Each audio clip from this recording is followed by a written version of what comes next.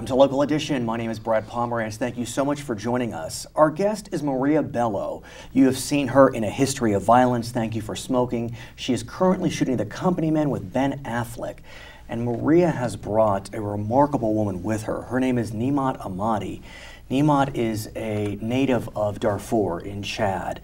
And I am so glad to have you here.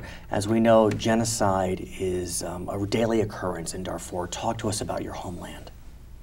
Yeah, I'm from North Darfur State, a small town.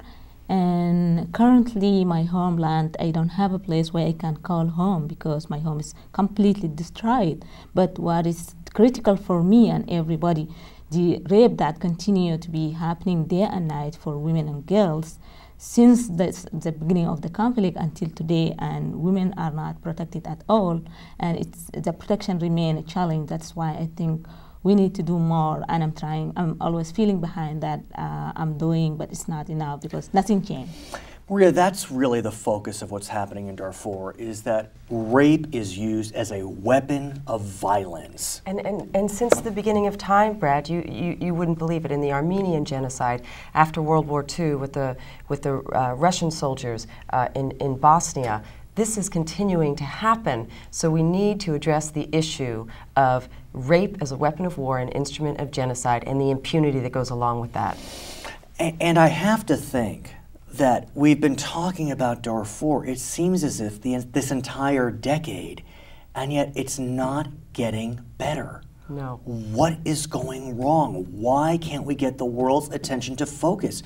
Like you said, Armenia, the Jews, Cambodia, Bosnia, what's wrong?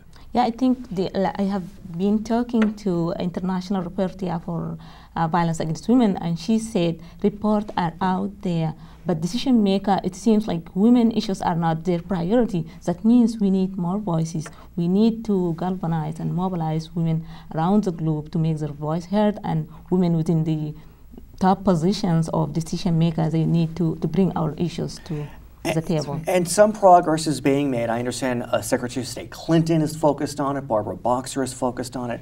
But what's even more devastating about this is that many of these women become pregnant after the rapes. What happens, Maria, to the children?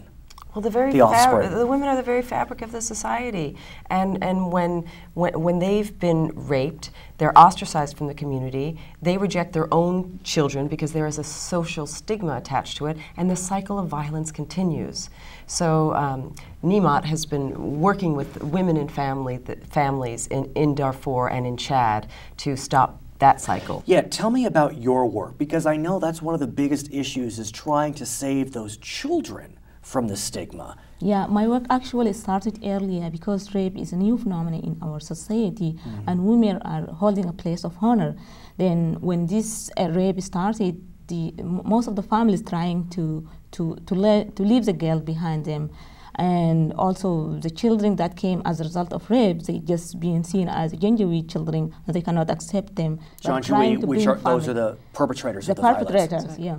And we are trying to help them to be supported, to recover, to get treatment, and to alleviate the stigma that is facing them day and night. But we need even more programs, and that's why the International Violence Against Women Act that John Kerry is bringing back to the floor, we're hoping that he'll reintroduce it. And if you want to do something, please go online, contact Senator Kerry, and say that this issue is of the utmost importance.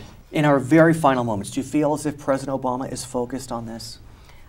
I think in a huge way. Barbara Boxer has the new subcommittee on global women's issues. He's very focused on it, and I know he'll get something done. Maria Bello, thank you so much for joining us. Niemat, thank you as well. For Local Edition, I'm Brad Pomerance.